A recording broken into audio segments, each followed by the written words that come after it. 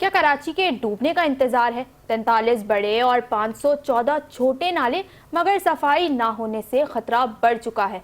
Monsoon sir पर है, लेकिन नालों में कचरा, तजावुजात और सीवरेज का राज है। देखिए अरूज रिजवी की रिपोर्ट में।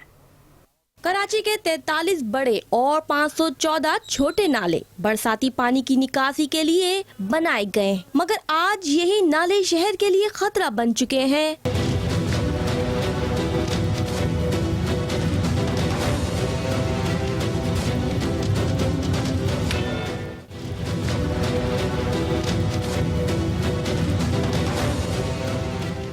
नालों में कचरा, घरेलू सेवरेज और फैक्ट्री का फजला जमा है, जबकि तजाविजात ने रास्ते बंद कर दिए हैं। ये क्योंकि आप नालों की सूरत हाल देख लेंगे, अभी तक कोई सफाई का इंतजाम ही नहीं है। आती मशीनरी 2 बेलचे मारती चली जाती, पूरा देखें आप किस तरह दिखाएं, पूरा नाला फुल हुआ हुआ इस टाइम।